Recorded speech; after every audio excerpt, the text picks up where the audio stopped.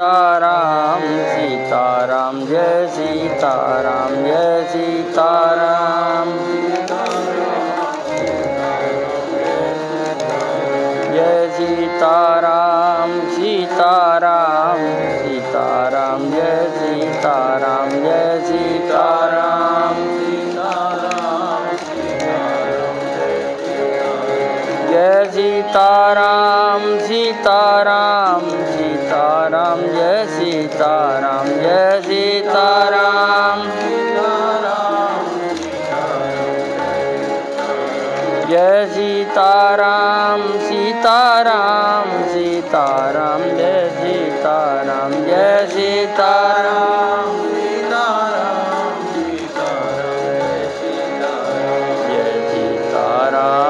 सीताराम सीताराम जय सीताराम जय सीताराम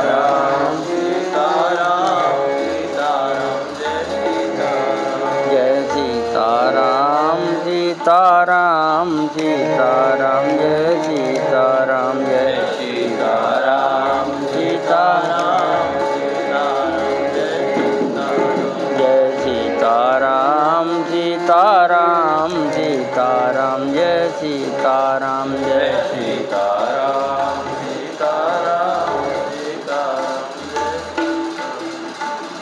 श्री सीताराम नाम महाराज की जय। स्वामी जी महाराज की जय। प्रेमावतार की जय। करुणा निधान की जय। सब संत भगवान की जय। जय जय श्री सीताराम। पूर्व के प्रसंग में सरकार के प्रेम समाधि की चर्चा हुई थी। समाधि का तात्पर्य है अपने इष्ट में मन का इतना तल्लीन हो जाना कि अपने और संसार की किसी का भी स्मृति ना रहे, संबंध सबसे छूट जाए।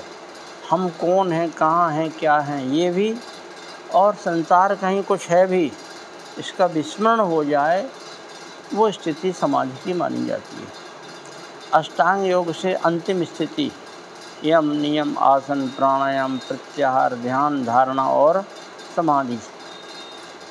अभी प्रेम के मार्ग से समाधि तक पहुंचना इस प्रकार के बस की बात है। थोड़ी देर के लिए भगवान का स्मरण हो जाए, बड़ा सौभाग्य की बात है। बड़ी कथा वार्ता बहुत अच्छी सुंदर हो तो थोड़ा सा मन भगवान में लग जाता है, लेकिन बराबर लगा रहना ये तो संभव नहीं है। लेकिन सरकार तो 1 महीने तक रात और दिन उन्हीं में तल्लीन रहे हैं। ये प्रेम की समाधि एक बहुत विलक्षण बात, असाधारण बात है, कोई सामान्य बात नहीं है। तो सरकार उस प्रेम दशा में स्थिति में पहुंच गए कि संसार का सर्वथा भान भूल गया, किसी से कोई मतलब नहीं, कोई प्रयोजन नहीं, बस केवल ठाकुर जी अपने आराध्य अपने इष्ट देव सीताराम जी सीताराम, बस उनके अलावा और कुछ नहीं। बताया सरकार ने कि हमको और कुछ दिखता ही नहीं, जहाँ दृष्टि जाती है वहाँ अपने सीताराम जी का दर्शन होता है, जहाँ दृष्टि जाती है वहाँ। तो उस स्थिति संबंध में ये ग्रंथ श्री सद्गुरु गौरव गाथा, इसमें कुछ प्रयास किया उस स्थिति को वर्णन करने का।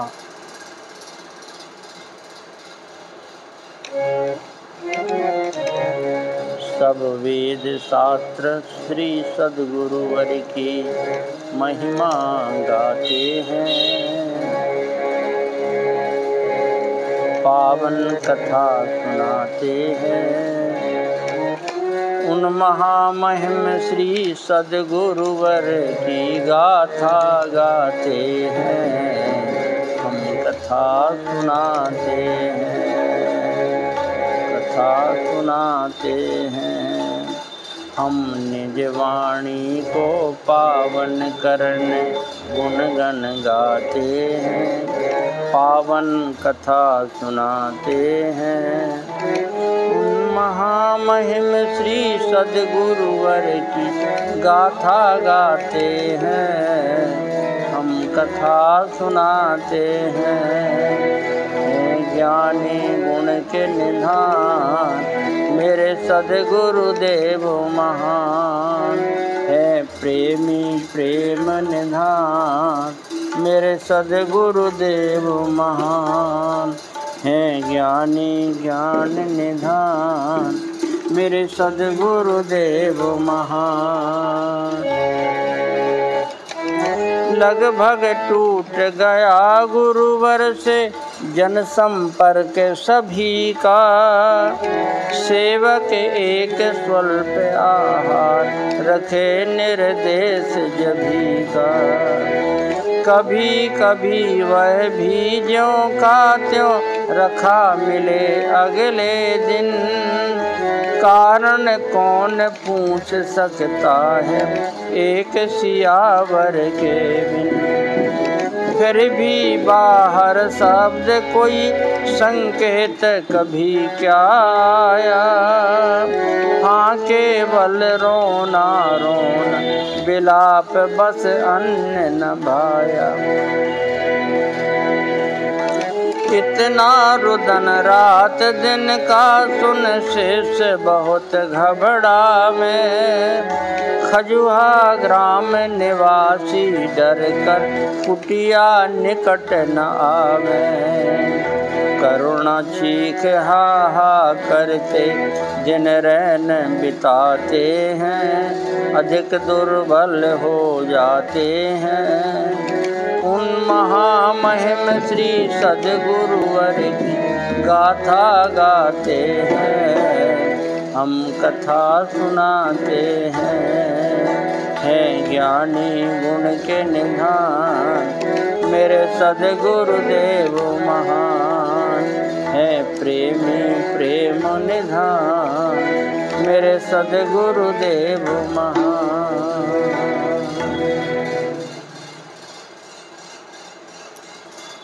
सतयुग त्रेता में महापुरुषों की समाधि की बात आती है। समाधि लग गई बहुत दिनों तक, बरसों बरसों बरसों बरसों समाधि लगी। पार्वती जी ने तपस्या की, समाधि की स्थिति में बहुत बरसों की तपस्या। मनु शतरूपा जी ने तपस्या की भगवान की, ध्रुव जी ने तपस्या की, बरसों बरसों तक तपस्या करते रहे। महान विभूतियों की बात आती है।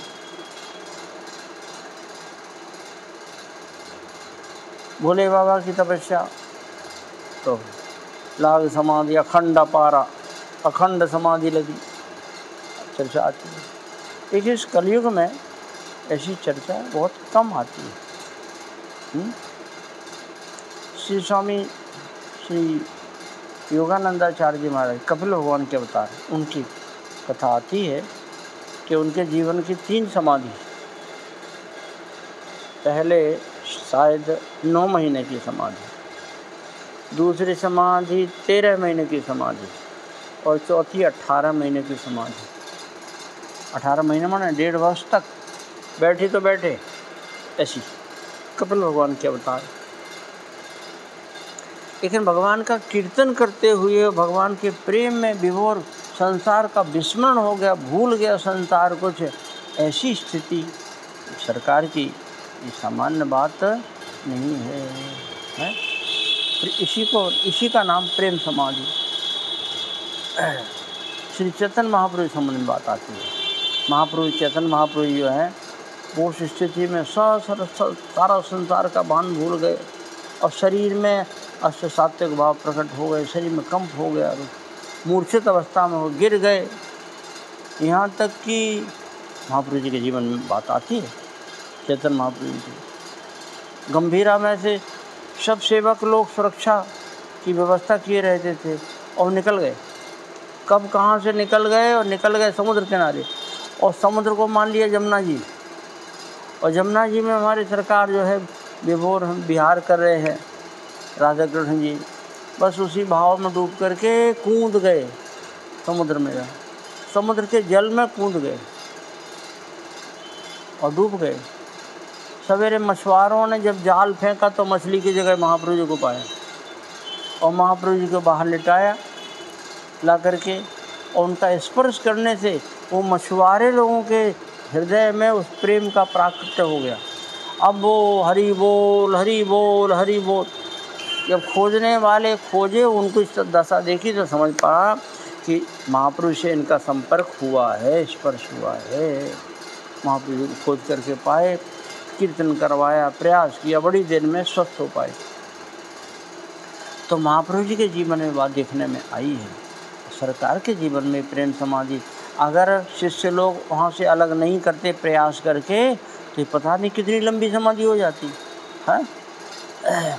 और उस स्थिति में शरीर की संभाल फिर ठाकुर जी करते हैं। फिर खुद को तो सरकार का भी फलाहार रखा ज्यों का तो उठा लिया जाता था, कुछ नहीं, 24 घंटे में कुछ पाया नहीं, अगले दिन फिर रखा, वो रखा कर रहे। अरे सुधि नहीं है अपनी तो भोजन कौन करेगा? भोजन की सुधि कहाँ है? तो शरीर कैसे टिकेगा? तो फिर जब भक्त भगवान के चिंतन में रात और दिन डूब जाता है, तो उस भक्त की सुरक्षा की जिम्मेवारी भी ठाकुर जी अपने से, भगवान शरीर को संभाल करते हैं।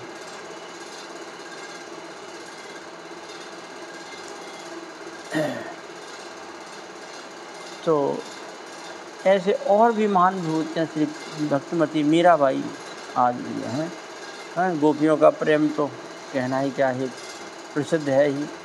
समझ में एक अगला छंद समझ में है कि आखिर सरकार की स्थिति जो हुई, ये कौन आ गया सरकार के हृदय में प्रवेश कर गया, इस संबंध में कुछ महापुरुषों का स्मरण किया गया। कौन समाया श्री गुरुवर में, नैन रुके नहीं नीरा, ब्रज की कोई गोपी है या है गिरधर की बीरा। कौन समाया श्री गुरुवर में, नैन रुके नहीं नीरा, ब्रज की कोई गोपी है या है गिरधर की बीरा। या चैतन्य देव गंभीरा की लीला दोहराए, या फिर भरत भाव भावित हो गुरुवर वपु में आए, अथवा श्री मिथिलेश कुंवर प्रभु प्रेम स्वरूप संवारे, श्री सद्गुरु के दिव्य बपुस में लीला हेतु पधारे। सात्विक भाव प्रेम के प्रगटे शास्त्र गिनाए जितने, क्रंदन करुण बिलखते गिरते दिवस बिताए कितने। कैसे कोई संहारे जहाँ प्रवेश न पाते हैं, हाथ मलते रह जाते हैं। उन महामहिम श्री सद्गुरुवर गाथा गाते हैं, हम कथा सुनाते हैं ज्ञानी गुण के निधान, मेरे सद्गुरुदेव महान है प्रेमी प्रेम निधान, मेरे सद्गुरुदेव महान। श्री सद्गुरुदेव भगवान की जय। ये प्रेम समाधि की चर्चा पूरी हुई। जिन भक्तों ने अनुभव किया, समझा, वे भाग्यशाली हुए। सरकार को उस प्रेम समाधि से उपरत कराया, फिर सामान्य स्थिति होने में कमज़ोर हो गए। कई दिनों से कुछ खाया पिया नहीं, धीरे धीरे स्वस्थ हुए और पूर्व स्थिति में आकर भजन करने लगे। एक बार सरकार ने श्री खजुआ वाले महान जी श्री साकेत बिहारी दास जी महाराज को बुलाया और कहा एक कमंडल तैयार करो, लौकी का तूमा का कमंडल वो करवाओ। कमंडल तो तैयार हो गया, लेकिन कमंडल का प्रयोजन क्या है? यहाँ तो रहते तो कमंडल की ज़रूरत नहीं है। सरकार का इतना बड़ा लोटा जिसमें करीब 3-3.5 लीटर पानी आता होगा ना, है वो हमको मिला है। कौन दिया हमको? मान जी दिए हैं। कौन दिया? हमारे पास रखा है। हाँ, सरकार का लोटा इतना बड़ा लोटा है धातु का, तो वो साधु शाही जो तूमा का कमंडल वो क्यों बनाए? जिज्ञासा हुई, लोगों ने पूछा, तो सरकार ने बताया कि विचार है तीर्थ यात्रा करने का, 4 धाम यात्रा करें। कुछ नहीं, कोई संग्रह नहीं, कुछ नहीं, बस रमते राम कमंडल नहीं, तो कोई संग्रह नहीं। लोगों ने कहा संग्रह नहीं तो फिर शरीर सरकार का बड़ा सुकोमल कैसे चलेगा? बहुत कुछ समझाने बुझाने पर बात ये आई कि ठीक है, यात्रा अगर करना है, तीर्थ यात्रा करना, एक साधु संतों की परिपाटी चली आई, तीर्थों का भ्रमण करना। महात्मा लोग करते, चलते फिरते रहते, आज यहाँ कल वहाँ। उसमें तीर्थों का भ्रमण तो होता ही है, और इस संसार में अपने ठाकुर जी का ही रूप का दर्शन करना और भगवान के ऊपर निर्भर होना। भाई आश्रम में है, आश्रम में आपकी व्यवस्था है, रहने की व्यवस्था है, सोने की व्यवस्था है, भोजन की व्यवस्था है, सारी व्यवस्था है। यात्रा में कुछ नहीं है, हाँ? यात्रा में कोई व्यवस्था नहीं है। उस अवस्था में भगवान के सहारे हैं। तो ये सरकार के लिए, हाँ, आगे जीवन में बात आएगी। सरकार ने ऐसा जीवन जी करके दिखाया। मार्कंडेय आश्रम में सरकार रहे इसी प्रकार से, सारी सुविधाओं को किनारे करके, हैं? हम लोग जहाँ कहीं जाते हैं सुविधा पहले जुटाते हैं, कैसी व्यवस्था है, अटैच है कि नहीं है, सारी व्यवस्था चाहिए। लेकिन सरकार ने मार्कंडेय आश्रम में जो जीवन बिताया है, पूर्ण एकांत में, बस कुछ नहीं, कोई व्यवस्था नाम की नहीं, सारी व्यवस्था किनारे। अब करना हो जो करो, उनकी जिम्मेवारी, अपनी जिम्मेवारी नहीं है। अपनी जिम्मेवारी करना है, बस वो है अपनी जिम्मेवारी।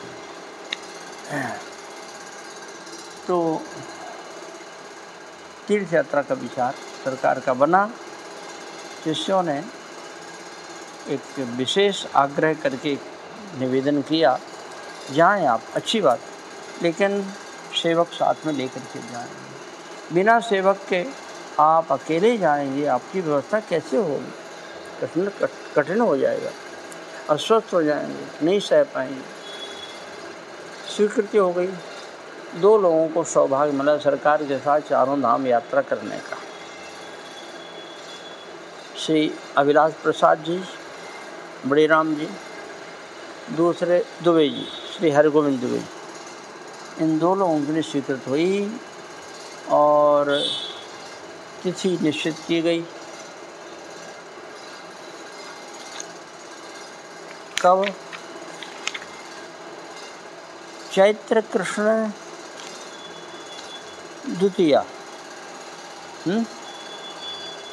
चैत्र कृष्ण पक्ष द्वितीया को, शुक्रवार का दिन, संवत 2018, 23 मार्च 1962 सायंकाल 4 बजे सरकार का प्रस्थान हुआ। भक्त लोग जुटे और उन्हीं भक्तों के कीर्तन करते हुए उसी बीच में सरकार से चल पड़े। 2 शिष्य साथ में, थोड़ा ज़रूरत का सामान, और चलते हुए पहुँचे। प्रथम निवास रीवा में हुआ। रीवा के भक्त लोग जुटाए, सबको जानकारी हो गई थी सरकार यात्रा पर जा रहे। रात्रि विश्राम हुआ, प्रातः सारी कृत्यों से निवृत्त होकर के फिर यात्रा प्रयाग पहुँचे। प्रयाग से अयोध्या जी पहुँचे। अयोध्या जी में गुरुदेव हुआ। श्री 108 श्री पंडित श्री अखिलेश्वर दास जी महाराज सरकार के गुरुदेव, उनके चरणों में निवेदन सरकार ने अपने ढंग से किया। गुरुदेव भगवान के चरणों में सारे तीर्थों का निवास होता है। गुरुदेव भगवान परात्पर ब्रह्म में हैं। गुरु ब्रह्मा गुरु विष्णु गुरुदेवो महेश्वरा, गुरु साक्षात परब्रह्म तस्मै श्री गुरुवे नमः। भगवान है। जब भगवान है गुरुदेव, तो फिर कहीं जाने की ज़रूरत क्या पड़ी है? फिर कहाँ जाना है? एक बार स्थान के श्रीमान श्री हरिदास जी महाराज बाहर गए हुए थे, और बाहर गए तो फिर वहाँ से हरिद्वार जाने का भी विधान बन गया। कभी गए नहीं है, चलो दिल्ली है इधर इस तरफ में है, और सरकार तक बात पहुंच गई। सरकार ने बात के फ़ोन से कहा, पूछो कहा, अरे गुरुजी को छोड़ के तीर्थों में भटक रहे हो, तीर्थों में जा रहे हो। मान जी आचार्य निष्ठ थे, आचार्य के चरणों में बड़ी निष्ठा थी, इसमें कोई शंका नहीं। तो मान जी फिर हरिद्वार नहीं गए, वहीं से लौट आए। गुरुद्वार छोड़कर हरिद्वार हैं? गुरुद्वार छोड़ के हरिद्वार दौड़ रहे। अच्छा, ऐसा कहा था। गुरुद्वार छोड़कर हरिद्वार जा रहे लौट आए, नहीं गए थे, सरकार के पास पहुँचे। तो तत्वतः तो गुरुदेव प्राप्त हो गए, तो कहीं जाने की ज़रूरत नहीं है। गुरु चरणों में ही सारे तीर्थों का निवास है। हम गुरुदेव की सेवा कर रहे हैं तो हमारा तीर्थ सेवन बढ़िया से हो रहा है। तीर्थ यात्रा में वो लाभ, वो सुख शायद प्राप्त ना भी हो, लेकिन आचार्य चरणों में तो वो लाभ प्राप्त होगा ही होगा। ये बात सरकार ने अपने गुरुदेव के समक्ष रखी कि हमारे गुरुदेव भगवान यहाँ विराजमान है, अब हमें तीर्थ में जाने की ज़रूरत नहीं है। लेकिन संतों की परिपाटी है, साधु महात्मा सब, जगत गुरु स्वामी रामानंदाचार्य जी महाराज चारों धाम यात्रा में किए गए। राम जी की बात आती है, राम जी भी तीर्थों भ्रमण करने के लिए। एक रामायण कोई ऐसी है भी है कि जिसमें राम जी का वनवास नहीं है। हाँ, किसी भक्त को खटका होगा, है क्या राम जी ऐसे अच्छे अयोध्या जी में रहते, और इनको वनवास भेज दिया। तो उस रामायण में वनवास वाला प्रसंग नहीं है। रावण कैसे मरे थे? रावण को तो मारना है रावण के बिना तो रामलीला होती रही है उसकी तो ज़रूरत है। तो राम जी महाराज लखनलाल जी को लेकर के या और भी किसके लेकर के और तीर्थ यात्रा में गए। उसी तीर्थ यात्रा काल में ही रावण से भिड़ंत हुई और रावण को राम जी ने मार दिया, ऐसा आता है। तो राम जी भी तीर्थों का भ्रमण करते हैं। राम जी तो सनातन धर्म की सारी मर्यादाओं का पालन करते हैं। श्री मनु जी महाराज ने एक ग्रंथ बनाया, प्रसिद्ध है, मनुस्मृति। उस मनुस्मृति में जो वर्णन किया है कि जीवन कैसा होना चाहिए, वैसा जी करके दिखाएगा कौन है? वो ऐसा निर्वाह है मनुस्मृति के अनुकूल अनुरूप कौन करेगा? कोई नहीं, कोई दिखाई नहीं पड़ता। तब ठाकुर जी से प्रार्थना की, सरकार आप ही करके दिखा दो।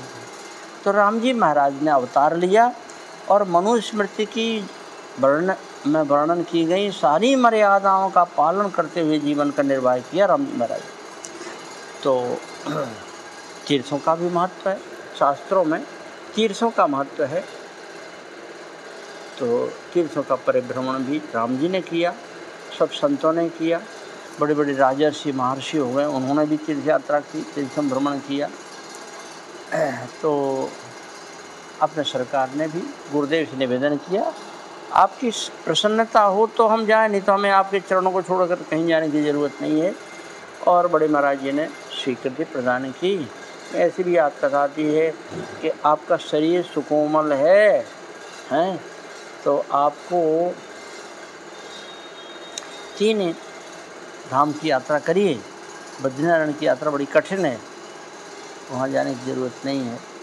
बाद में किसी तरह से महाराज जी की अनुमति प्राप्त, महाराज जी अनुमति न देते तो सरकार नहीं जाते, लेकिन अनुमति फिर बाद में मिली और सरकार ने चारों धाम की यात्रा अयोध्या जी से गुरु चरणों से प्रारंभ की। चले। बोलिए श्री सद्गुरुदेव भगवान की जय हो, श्री बड़े महाराज जी की जय हो, पंडित जी महाराज की जय हो। अयोध्या से प्रस्थान किए, 2 चेला साथ में। सबसे पहले काशी पहुँचे। काशी में गंगा जी स्नान और विश्वनाथ जी का दर्शन किया और कुछ काल वहाँ विश्राम हुआ। काशी मोक्षदायिनी पुरी, 7 पुरियाँ मोक्षदायिनी है, उसमें काशी भी आती है। काशी मोक्ष देने वाली, वहाँ की भूमि मुक्ति जन्म मही जान। गोस्वामी महाराज ने काशी की महिमा लिखते हुए लिखा है, ये मुक्ति देने वाली भूमि है। मुक्ति जन्म मही जान, ज्ञान खान अज्ञान कर, जहाँ बस शंभु भगवान सो काशी से ये कसना। लेकिन एक महापुरुष ने इसका विलक्षण अर्थ बताया। बोले काशी की महिमा तो है, लेकिन महिमा तो राम नाम की है। काशी में जितनी महिमा है सब किसकी महिमा है? राम नाम की। कैसे? मुक्ति जन्म माँ ही को अलग कर दिया। मुक्ति जन्म कौन है? राम नाम का माँ, मकार जो है ना, वो ही मोक्ष देने वाला है। अर्थ सुंदर किया है, इसलिए सर कहने लायक सराहना की गई। मुक्ति जन्म माँ ही जान, ही माने निश्चय करके आप समझिए मोक्ष देने वाले मकान हैं। ज्ञान खान अघानिक रा, वहाँ से रा को अलग किनारे कर दिया, अलग कर दिया।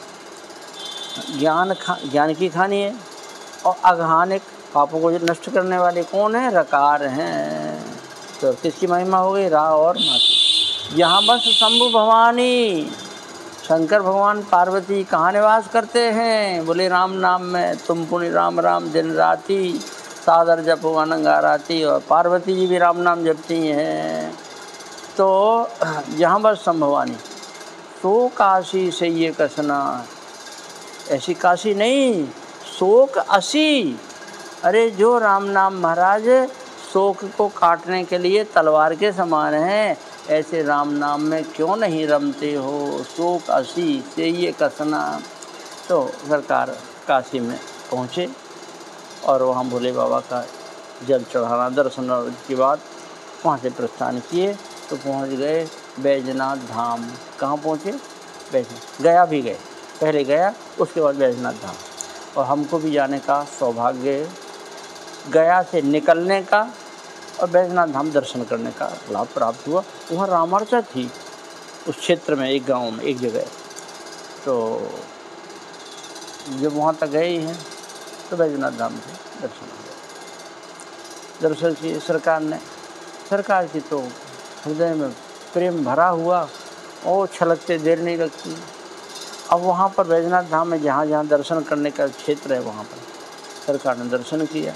प्रेम में विभोर हो करके भोले बाबा का क्षेत्र का, तीर्थ का दर्शन कर रहे हैं। देखिए वो पंडा पीछे लग गए,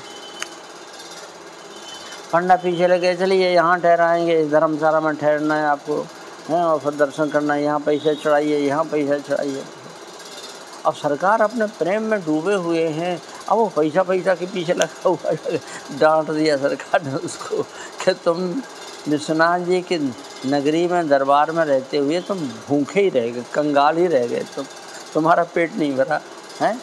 अरे विश्वनाथ जी सब कुछ देने वाले हैं और तब भी तुम भूखे रह गए हैं। मांगो क्या चाहते हो?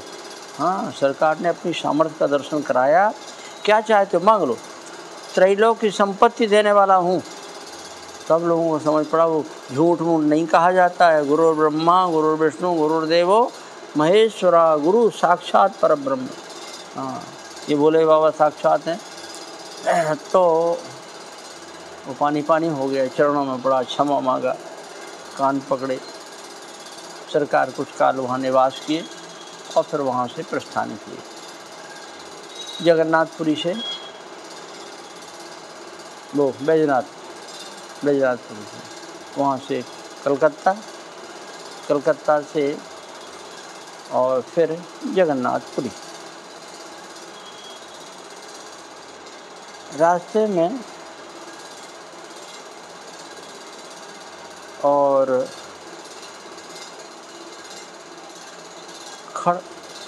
खड़गपुर एक जगह पड़ती है, वहाँ एक व्यक्ति मिला और सरकार का दर्शन उसको विलक्षण दर्शन हुआ। तो उसने दुबे जी से पूछा कि आपके साथ में चल रहे हैं कोई जादूगर हैं क्या? क्यों भैया, क्या हुआ? बोले कभी राम जी दिखाई पड़ते, कभी हनुमान जी दिखाई पड़ते, कभी दुर्गा जी दिखाई पड़ती, ये विविध रूप में दिखाई पड़ते हैं। बोले भैया इनको समझना किसी के बस की बात नहीं है, हम रात दिन सेवा में रहते हैं, लेकिन क्या है हम नहीं जानते इनको। तो फिर वहाँ से जगन्नाथपुरी में छोटा छत्ता आश्रम और श्री गंगादास जी महाराज, छोटा छत्ता आश्रम के श्री महंत, बड़े जटाजूट वाले, दर्शन किया होगा, किया ना दर्शन? तो जटा वो बड़े जटा थे, यहाँ तक कि जटाजूट से उनकी गर्दन झुक गई थी, हाँ झुक गई थी, लेकिन दर्शन उनका। एक दिन को प्रसाद पवाने का भी सौभाग्य मिला। तो सरकार वहीं आसन लगाए छोटा छत्ता में और जगन्नाथ भगवान के दर्शन करने के लिए गए। सभी तीर्थों में गए और सभी तीर्थों में सरकार को कुछ विशेष विलक्षणताएं हुई, सामान्य से एक अलग ही स्थिति। और फिर जगन्नाथपुरी तो प्रेमपुरी। भक्त लोग कहते हैं कि 4 धाम हैं, पूर्व पश्चिम उत्तर दक्षिण। पूर्व में जगन्नाथ जी, पश्चिम में द्वारकाधीश, उत्तर में बद्रीनारायण और दक्षिण में रामेश्वरम। अभी हमको रामेश्वरम दर्शन करने का सौभाग्य मिल गया। तो ये चारों धाम का महत्व है। तो 4 युगों के धाम हैं। सतयुग के बद्रीनारायण भगवान, त्रेता के रामेश्वरम, राम जी ने स्थापित किया है रामेश्वरम। द्वापर के द्वारकाधीश भगवान, और कलयुग के जगन्नाथ भगवान। जगन्नाथ भगवान वहाँ जगन्नाथपुरी पहुँचकर सरकार की स्थिति सामान्य से बहुत विलक्षण हो गई। क्यों? ये भी सरकार भी प्रेमावतार और वो नगरी भी प्रेम की नगरी। कैसे नगरी प्रेम की? इस संबंध में कथा आती है कि ठाकुर जी श्री श्याम सुंदर वृंदावन बिहारी सरकार द्वारिका में जब निवास करते थे तो ठाकुर जी की 16,108 रानियाँ थीं और सब एक से एक महान, बड़ी रूपवती, गुणवती। वो कोई सामान्य नारियाँ तो थी नहीं, वो हैं जिन्होंने पूर्व काल में कितने जन्म तपस्या की, भगवान की आराधना की और तब उनको पति रूप से प्राप्त कर पाई। तो वो बड़ी गुणवती, रूपवती, सब कलाओं में निपुण। लेकिन ठाकुर जी गोपियों को नहीं भूलते, गोपियों की चर्चा करते, कभी कभी स्वप्न में उनकी बातें करते। सो जाते तो स्वप्न में, जैसे कहते हैं ना बर्राते हैं, स्वप्न आ जाता है। तो स्वप्न का व्यक्ति मौन भी रहता है और कभी कभी बोलने भी लगता है, उस स्वप्न की बातों को कहने लगता है। तो ठाकुर जी सोते समय गोपियों का स्मरण करते, गोपियों की चर्चा करते। और रानियाँ सब आश्चर्य पड़ जाती, ये गोपियों को क्यों याद करते हैं? अरे हम लोग सब उनकी सेवा में लगे हुए हैं, 2, 4, 10, 20 नहीं है, 16,000 हज़ारों की संख्या में है, और फिर भी ये उन गोपियों को याद करते हैं। इसका मतलब है गोपियों में विशेषता रही होगी। हाँ, और ठाकुर जी किसी गुण से और गुण से नहीं देखते हैं। ठाकुर जी तो राम ही केवल प्रेम प्यारा, केवल प्रेम से ही रीझते हैं। तो इसका मतलब गोपियों में प्रेम ठाकुर जी के चरणों पर, तब ना ठाकुर जी उनको याद अभी तक करते हैं। तो गोपियों का कैसा प्रेम कौन सुनाएगा? ये सुनाए कौन? जिसने देखा हो, जिसने वहाँ ब्रज में रहकर देखा हो। ऐसा कौन है? माता देवकी जी नहीं, मथुरा में रही, द्वारिका में रही, पर वृंदावन में ब्रज में नहीं रही। फिर कौन? तो बात आई रोहिणी माता जी। रोहिणी माता जी ने ठाकुर जी के तीनों लीलाओं का दर्शन किया। ब्रज लीला का भी दर्शन किया, मथुरा लीला का भी दर्शन किया, बलराम जी की माता जी माता रोहिणी जी, और इधर द्वारिका की लीला का भी दर्शन किया।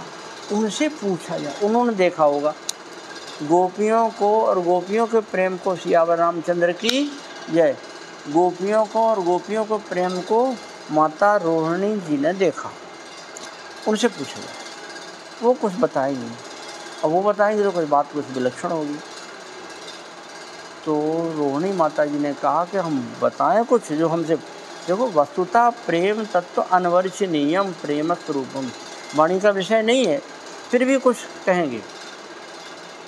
हमने जो कुछ देखा सुना है सुनाएंगे। लेकिन एक बात है, वहाँ कृष्ण बलराम को नहीं होना चाहिए। कृष्ण बलराम को वहाँ नहीं होना चाहिए। हाँ, क्यों? वो सब बहुत ऊंची बातें हैं, और सब जितनी विभूतियाँ सब वहीं की हैं, इस धरती पर की नहीं है। तो माता रोहिणी जी ने कहा कि कृष्ण बलराम सहन नहीं कर पाएंगे। गोपियों के प्रेम की चर्चा हम करने लगे तो सहन नहीं होगा कृष्ण बलराम को। इसलिए उनको जहाँ वो नहीं आ सकें ऐसी जगह कौन रोके उनको? अगर आ गए तो रोकेगा कौन? इस काम के लिए सुभद्रा जी को खड़ा किया गया। सुभद्रा जी को तैयार किया गया कि आप रोकिए, कृष्ण बलराम अगर आने लगे तो उनको आप रोकिए, अंदर मत जाने। और एक कक्ष ऐसा, और द्वारिका है और ठाकुर जी की राजधानी है, तो वहाँ एक से विशाल कक्ष जहाँ 16,108 रानियाँ बैठी हैं कथा सुनने के लिए, और सुनाने वाली वक्ता कौन है? श्री माता रोहिणी जी हैं। माने हाँ, बड़ा स्थान वहाँ पर माता रोहिणी विराजमान।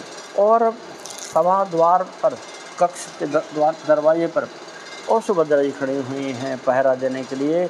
यहाँ और कोई आ सके, लेकिन कृष्ण बलराम को नहीं आने देना है। और माता रोहिणी जी ने और गोपियों के प्रेम की चर्चा कहना शुरू किया, और चर्चा करना शुरू किया तो उनके हृदय में प्रेमावेश आ गया। प्रेम का ऐसा आवेश आ गया कि विभोर भाव में विभोर हो गई, और उच्च स्वर से जोर जोर से बोलने लगी।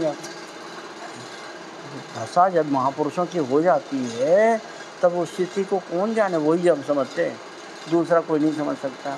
अब माता रोहिणी जी गोपियों के प्रेम की चर्चा जोर जोर से कर रही हैं, जोर जोर से उनके वो प्रेम के शब्द निकल कर के दूर दूर तक जा रहे हैं, और कृष्ण बलराम के कानों में पड़े।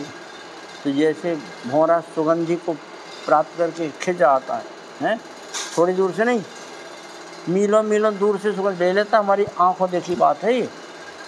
भौरा में सुगंधी रहने की बड़ी तीव्र शक्ति होती है।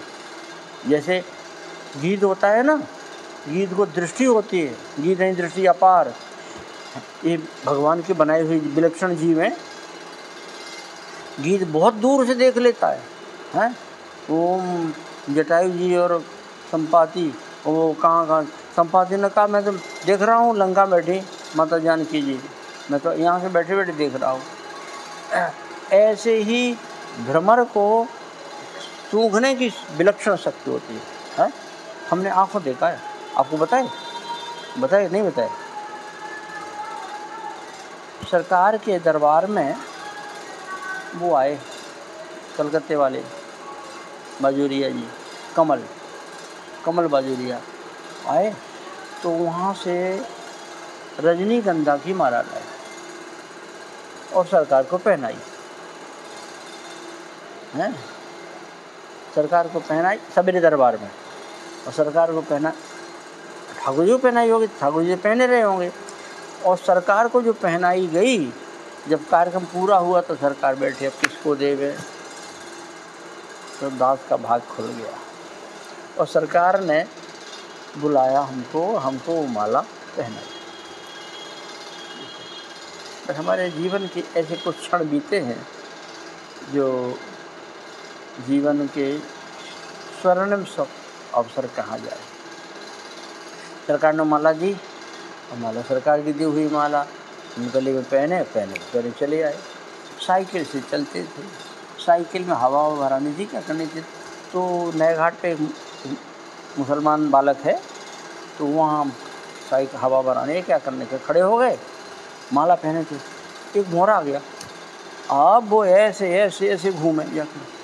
तब हमने देखो ये पता नहीं कहाँ था, हैं, उतनी दूर इसको सुगंध आ गई।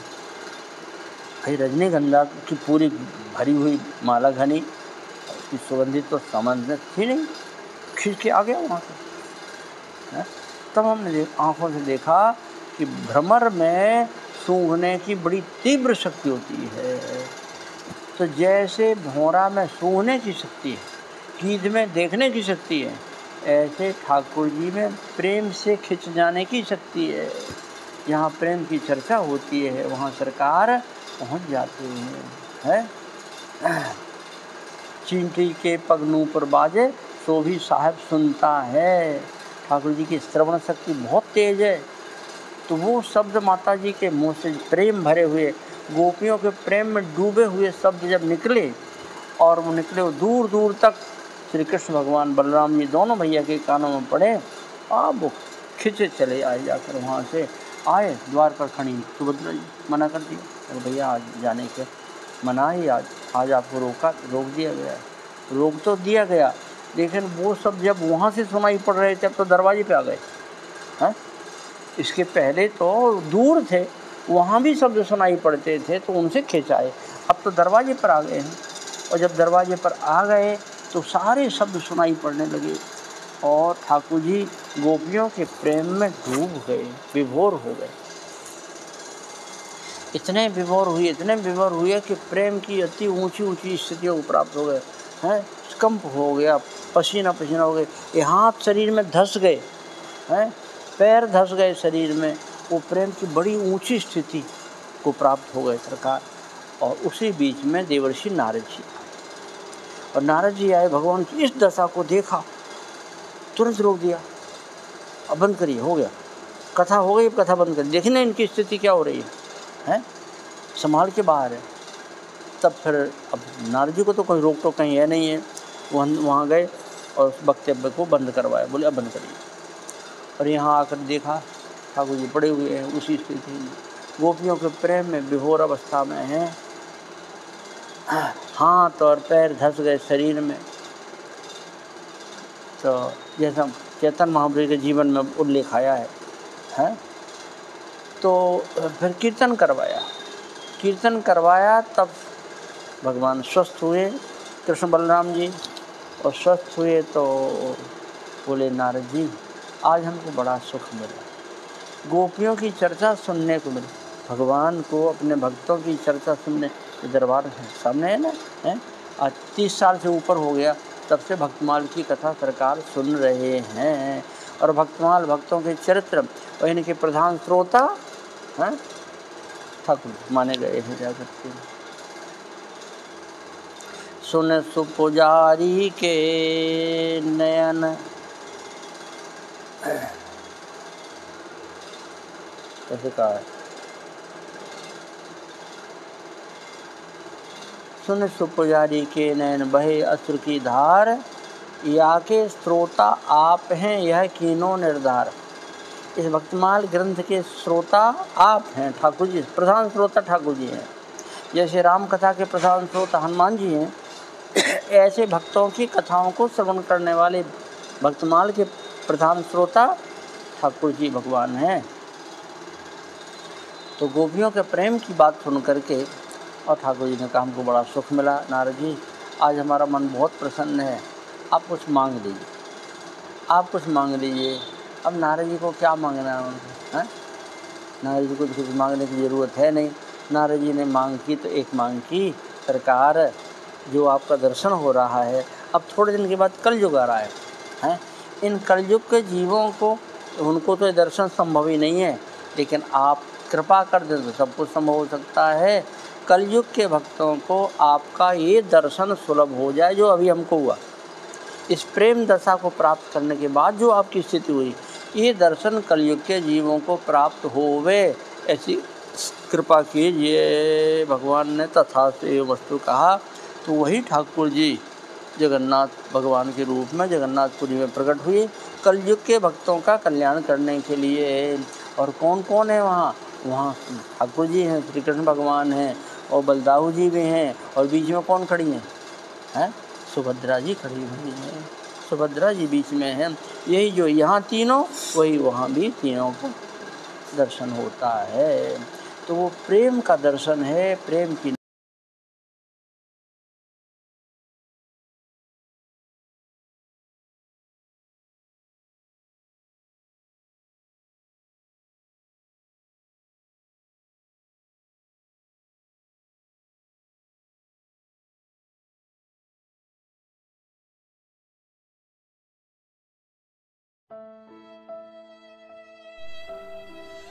इनको लकवा मारने के बाद 1 महीने तक अपने बिस्तर पर पड़े रहे। दुर्भाग्य हमारे समाज का, कोई हाथ नहीं लगाता था, बेचारे खिसक खिसक के लेटरन करते थे। आज अस्वस्थ संत सेवा ट्रस्ट आपकी देख रहे हैं आप किस प्रकार से स्नान करा रही है, और इनको हर प्रकार के इलाज की सुविधा अब चलने लगे हैं ये। और मेरे प्यारे भाइयों, जिंदगी में कठिनाइयां हमें सही रास्ता दिखा जाती हैं, अवश्य ही उनसे घबराना नहीं चाहिए। जय श्री राम।